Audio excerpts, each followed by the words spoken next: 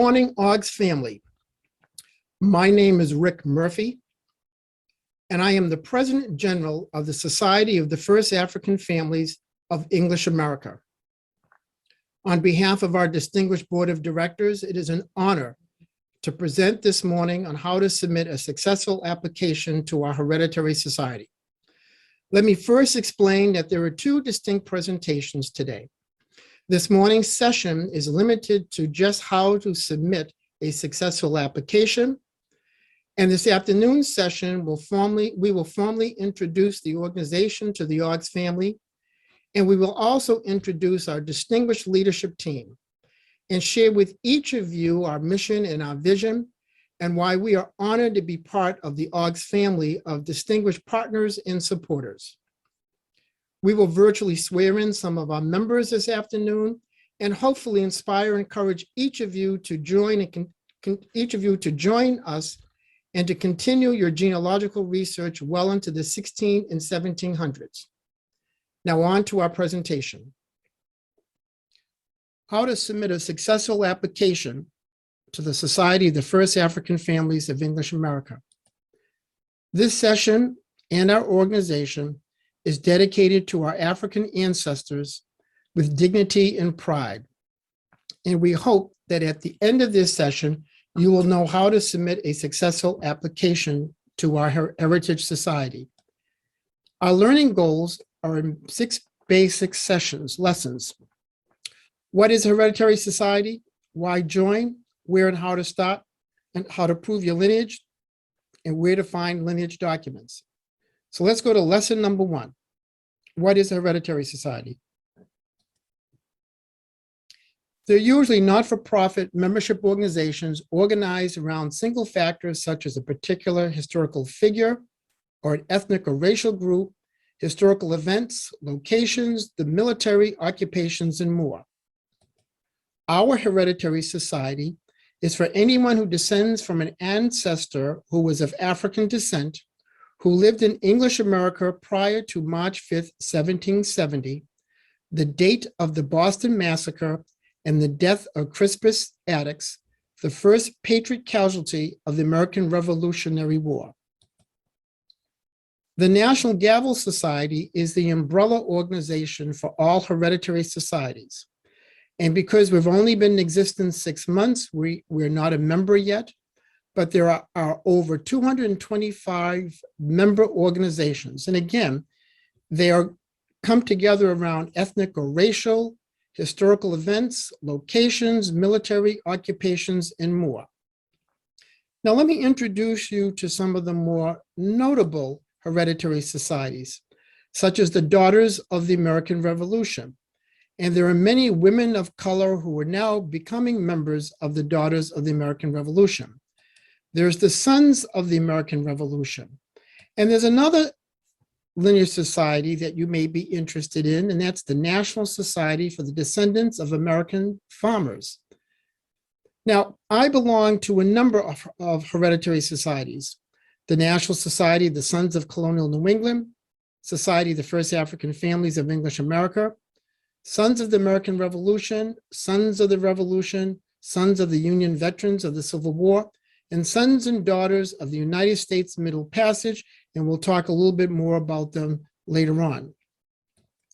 If you want to know more about the National Gavel Society or some of the hereditary members, you can go to www.hereditary.us, www.hereditary.us.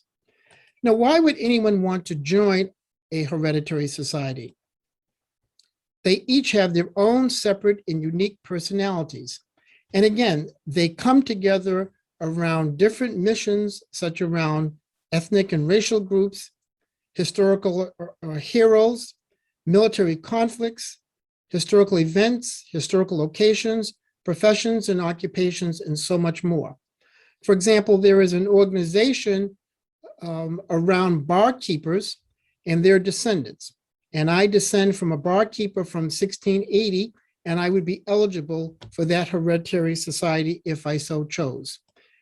Hereditary societies are civic-minded. They locate, restore, and mark grave sites and headstones, And that's so important for those of us who want to preserve African-American cemeteries.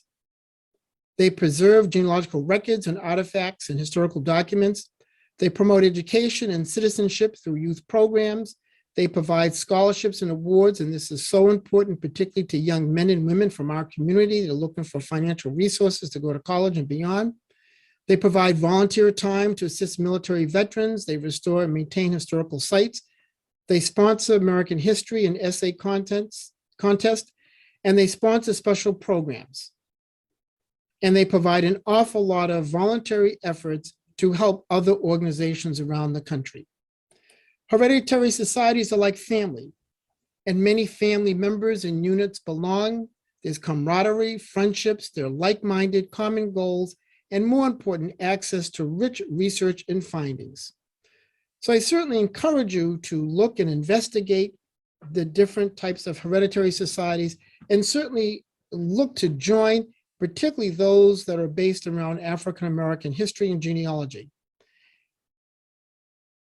Hereditary societies help you align your genealogical research in a uniform fashion, and more important, you get to have it peer reviewed for validation.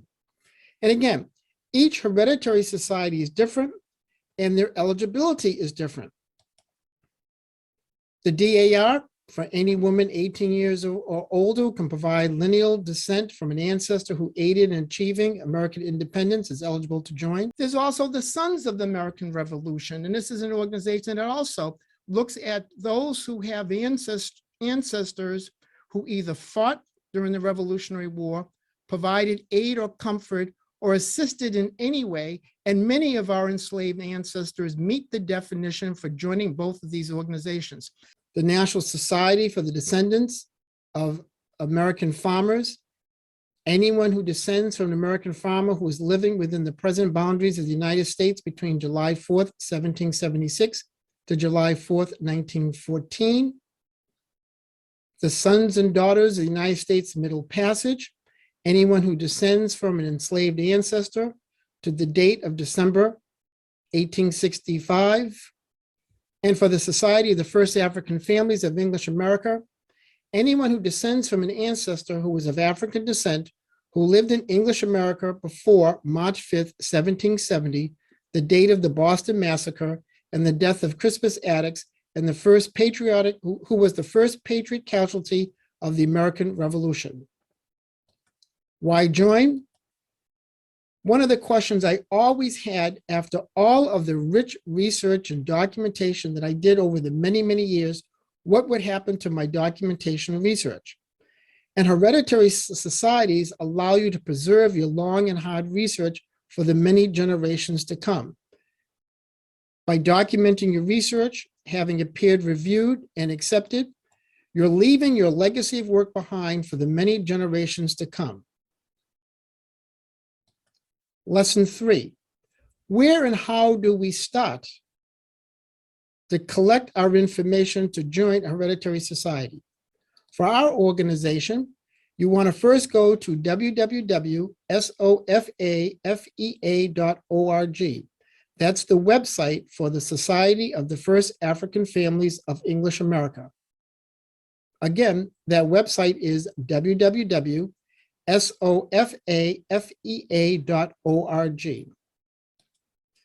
The Society of the First African Families of English America, you want to become familiar with our website. Become familiar with our mission and our vision, and make sure it aligns with your own. And you want to become familiar with our eligibility requirements to make sure that you're eligible to join. And to do that, step 1, you want to go to the website and download the application instructions. Step 2, you want to download the membership application form, and I'm going to actually help you walk through submitting your application form in this session. Step 3, you want to compile your documentation. And this is something that always perplexes everybody. What kind of documentation are you looking for? Let me think of the best analogy to come up with to help you understand the type of documentation or the type of legal documentation that we're looking for. Now, for the past 15, 25, 30 years, you've joined every single type of lottery that was out there, every type of awards program that was out there, and you just hit the jackpot. You won your dream mansion. Oh, it is a beauty. It's got beautiful chimneys. It's nice and long. It's got 16 bedrooms. It's got 15 bathrooms, a huge master suite. It's got 2 pools. It's got a beautiful front yard, a lot of acreage, beautiful curb appeal. So when your friends and family show up, they will be so impressed with the house you just won. But one catch, the award company told you there may be a problem with the title of your dream mansion. Well, you know what you want to do. You want them to prepare every legal document possible to make sure you have clear title on your dream house. So let me ask you a series of questions if the following would meet your requirement as the type of documentation that you're looking for. Would you like a letter on the back of an envelope? Would that suffice?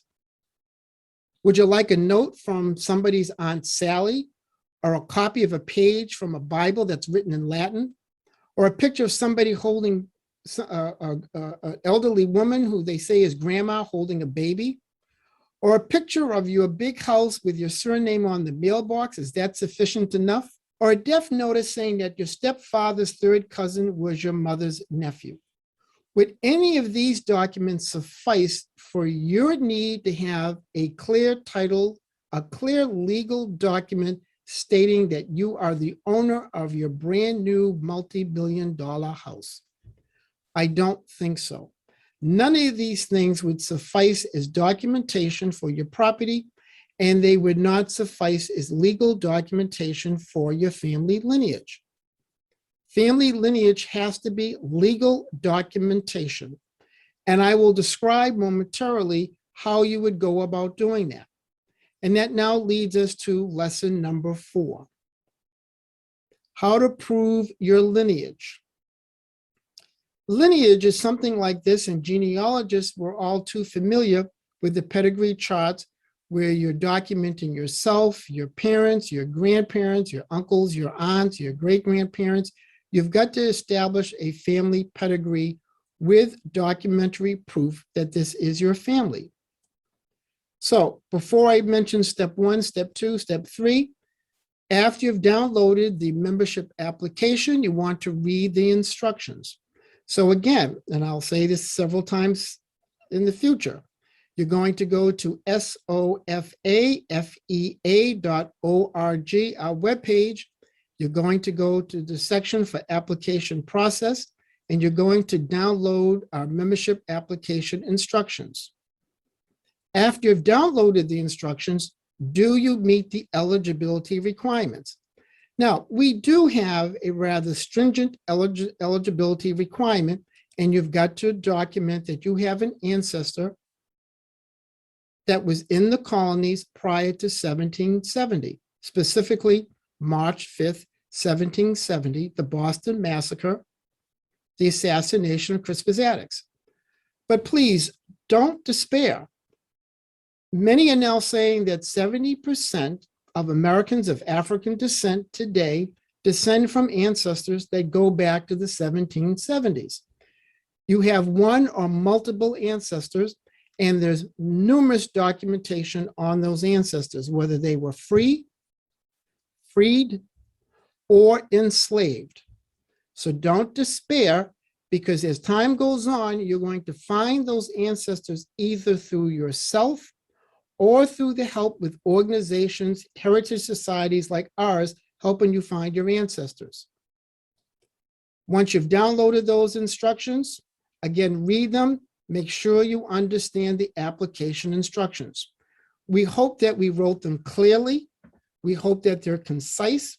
We hope it's a roadmap so you will know how to fill out an application, but I'm going to spend time with you this morning and showing you how to do that.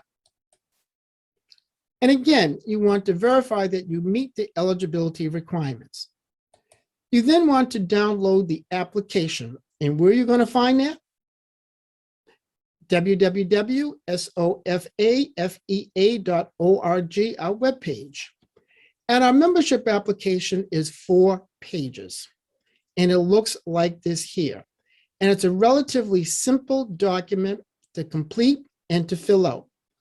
Yes, there are some nuances, and that leads us to step number 4, understanding the application. Our application has 3 primary components: Section 1, Section 2, and Section 3. That's all there is to the membership application form, 3 primary sections. Section 1, we want to capture information on you. This is the information that your great-great-grandchildren are going to be looking for, the information on you. Section 2 is the lineage, your family lineage. And Section 3 is your proof and any attachments that you're going to provide. That's it, 3 sections. Let's talk about your attachments. Your attachments, you're going to be providing all of your legal documentation. Some of you may need preponderance of evidence, and you will attach that only if it's needed. And each attachment should have a unique attachment number posted in the upper right-hand corner of the attachment of your package. Now, I talked about preponderance of evidence.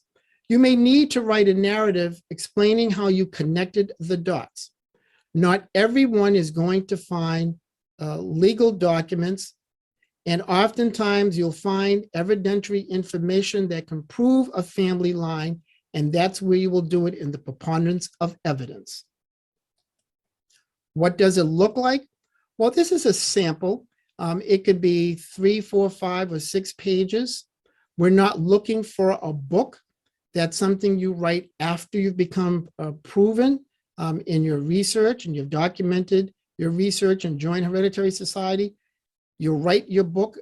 That's not what you're going to do here. We want you to be brief, to the point, and well documented. Now, let's go back and recap just for a second in understanding the instructions. Our instructions are in 4 pages. Again, we hope we wrote them in such a fashion that they're easy to understand, and we hope that this session here helps you to understand a little bit better. Let's go back to the application, and now let's break it down. You recall I mentioned that there were 3 sections: information on you, your lineage, and your proof and attachments. Let's go to each one. This is the information that we're looking for. It's very basic, it's very simple, it's clear, it's concise. We want you, the first circle is make sure you indicate what generation that you're providing the documentation for. You're going to provide your patriot ancestor's name, and you're going to sign and date the application. You'll notice that we're asking you for your first, middle, and last name. We want legal first name, legal middle name, and legal last name. And although you may have been known your entire life as Cece, if your name is Cecile as on your birth certificate, that's the name we're looking for.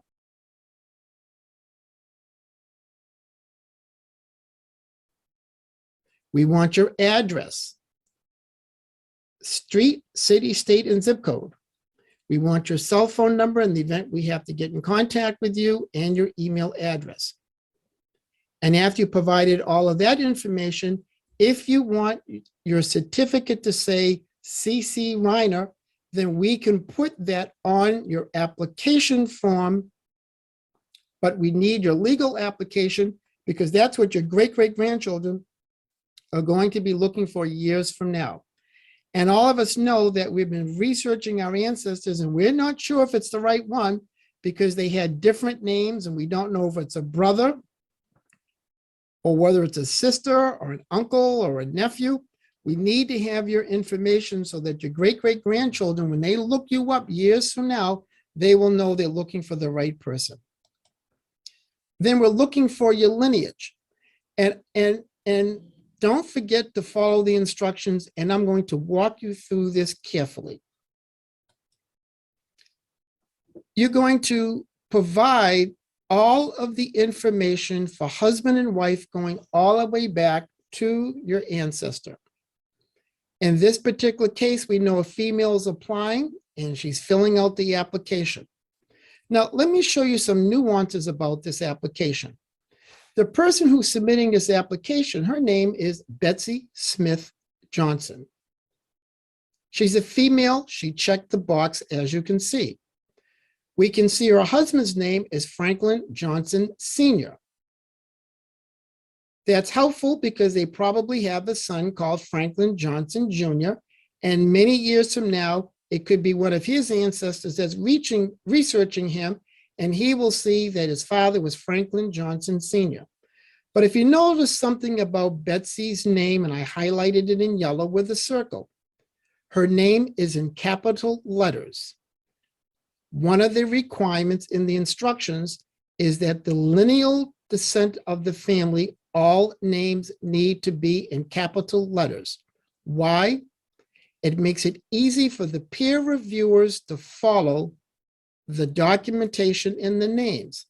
So even though Betsy Smith Johnson is the daughter of John Smith Sr., the lineal line of this application goes to her mother, Cleo Doe, also in capital letters. And Cleo, the line goes to Flora Jackson, and Flora Jackson is the daughter of Myra Anderson. So Betsy is the daughter of Cleo. Cleo is the daughter of Flora. Flora is the daughter of Myra, and all of their names are in capital letters. Now, don't put in the capital letters the names of their spouses. As important as they are, that's not the genealogical line that we're researching and that you want the peer reviewers to approve and to accept. Your documentation. We know that Betsy Smith was born on November 30th, 1948. We put the day first, the month second, and the year last. Every hereditary society does it the same way. We know she was married on December 25th, 1972. What a wonderful Christmas present. And lo and behold, she married her husband, who was born on January 1st, a New Year's Day baby, in 1950. What you'll also notice is that we know that she was born in Brooklyn, New York. But we have to make sure we put down that she was born in Brooklyn, Kings County, New York. You always put the name of the county in. She was married in Bridgeport, Fairfield County, Connecticut. And her husband is from Hempstead, Nassau County, New York. And again, I highlighted in yellow for you. Make sure you provide the name of the county that each of these records can be found, because our peer reviewers will go to the individual county records to validate and verify your documentation. If you don't put that information in, the only thing that will do is delay your application and it will be sent back. And if you don't have information, or information is not appropriate, I would suggest you put dashes there, so that way the peer reviewer would know that Betsy's husband has not passed away, just like Betsy hasn't passed away. I like to use the dashes because it helps the peer reviewer understand and know that you didn't forget something. Which now comes us to part 3 of the application. You're going to provide your references, and you'll notice that we have Hempstead, Nassau County, New York birth certificates, book 1940 to 1950, volume 5, page 232, attachment number 1. So Betsy's now providing her first attachment, and that's her birth certificate. She's also providing us with her marriage certificate, and she got married in Bridgeport, Fairfield County, Connecticut, Marriage Certificates 1972, Volume 1, page 128, and that's attachment number 2. Insert detailed information and where to find the documents, because this is the page that the peer reviewers are going to look at to find your documentation. And always remember to put an attachment number on each document and let the peer reviewer know what document they should be looking at. Now, let's look at that a little more closely. In this particular case, Harlem, Manhattan County, New York Birth Certificates, 1900, Volume 3, page 387, attachment number 6. Death Certificate, 1990 to 1995, Volume 1, page 467, attachment 7. You'll see attachment 8, attachment 9. After each legal document, put in parentheses the attachment number where that document can be found.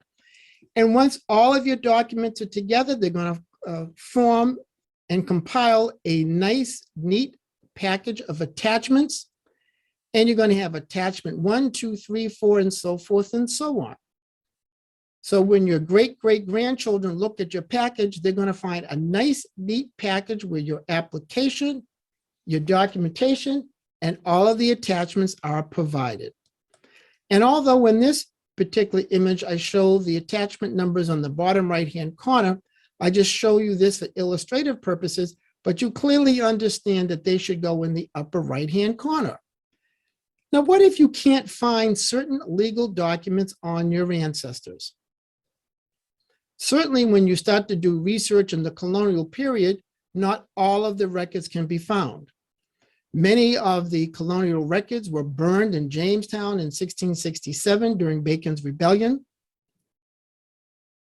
Many of the records were burned, particularly in the South, during the Revolutionary War, and again during the Civil War. So many of the counties are what they call lost counties. The records were lost or destroyed by fire. So you may have to do what we call preponderance of evidence. And again, what is preponderance of evidence? Preponderance of evidence is one type of evidentiary standard of proof analysis. Under the preponderance of evidence standard, the burden of proof is met when the party with the burden convinces the fact finder that there's greater than 50% chance that the claim is true. So you who are submitting an application, you have to convince the peer reviewer that your documentation is correct. And the more documentation you provide, the greater that number over 51% is needed. I showed you a sample. There's 6 pages here. This is only a sample. It's only a guide. You can find many examples of preponderance of evidence up on the website. You need to find the best sample and example that you need to prove your argument. There are 3 different major components to the proof standard, the preponderance of evidence. You need to provide a heading that summarizes the proof argument. We only want a heading. We don't want a book. You're going to provide a short paragraph describing relationships in your proof argument. And you're going to explain why you had to write this narrative to connect the dots to prove your family lineage and provide documentation. Again, you're going to have number 1, a heading, number 2, relationships, and number 3, why the need. You really want to try to get all of those on the first page. Now, peer reviewers can't read minds. So you need to make sure that your sentences are short, you provide footnotes, and your footnotes provide documentary evidence, and you may need to add additional copies, additional attachments to your package to provide the documentation. Now, in the proof argument, in this particular case, my heading, a proof argument that Nanny Preston, through her daughter Betsy Preston, was the family members of Melinda Walters' family. And then I describe in very short words how this is possible in the relationships. Then I provide, why did I need to do this? And in this particular case, I'm saying, although no birth, death, or marriage records were found for the colonial period for these two women, compelling evidence is provided in various land, probate, and court records documenting the descendants of this family's forced migratory patterns to Alabama and points beyond. Now, the example that I'm providing is not a real example, but I did on this particular paragraph write this specifically because one of my ancestors, who was from Virginia, at the age of 8 years old, was given as a wedding present to the slaveholder's daughter. And when she married, she moved to Alabama. And after the Civil War, that enslaved ancestor, who was now free, moved back to Virginia to live with and around his family. That's an example where you would provide a narrative in explaining that. And again, you want to provide short sentences with relationships with footnotes and footnote numbers. In other words, what's your proof or belief of the relationships? In my particular case, in the wedding document, it said that he was the child of, and that gave me the connection. And when he came back, his mother lived with him, and he's found in the 1880 census.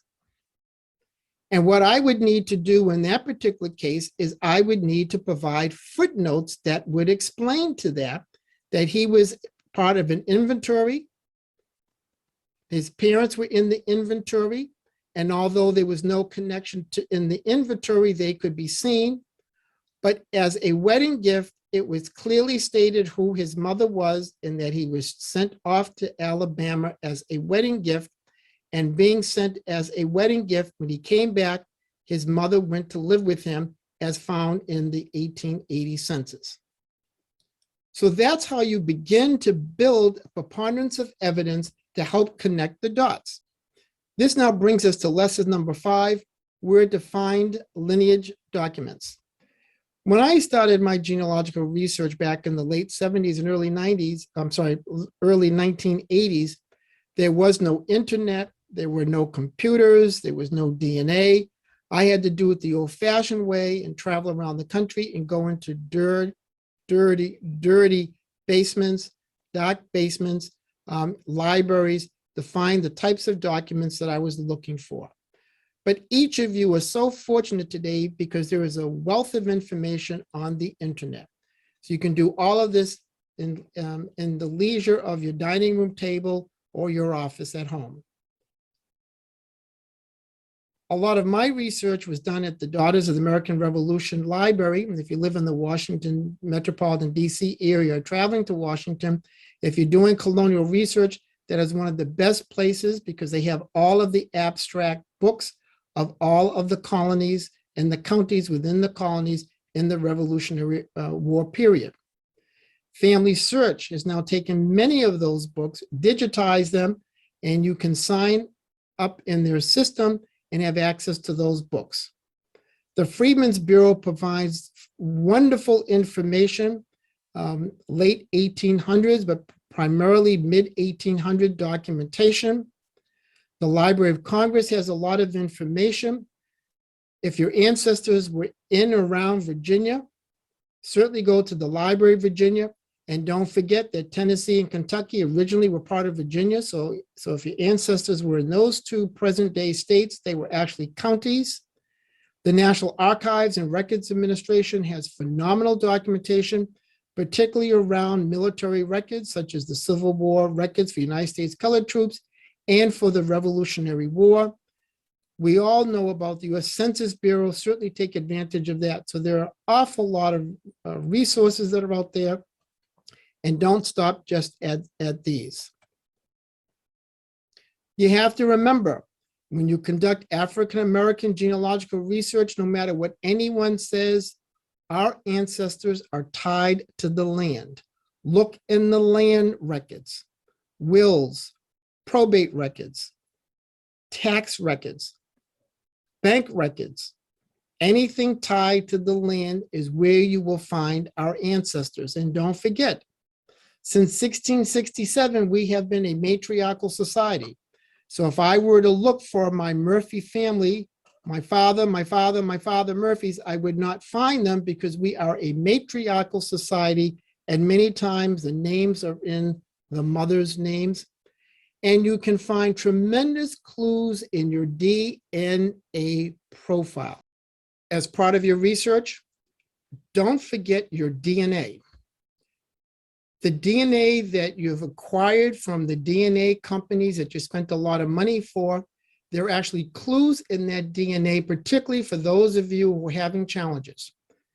And the first and most important clue, as I have found out, is those fourth and fifth European cousins that you have. Your European cousins who have African DNA are hidden in their profiles. Look at their ethnicity. And those who have African DNA, look to see whether or not they have actually found how they're related to their African ancestors. And many of them have done that. As you know, we're tied to the land. The land records help to find our ancestors in the 16 and 1700s. And many of our European cousins who have found and documented their African ancestry or their ancestors to those African ancestors are the vital clues to find and connect with your total DNA family and can help in your genealogical research in building your family tree.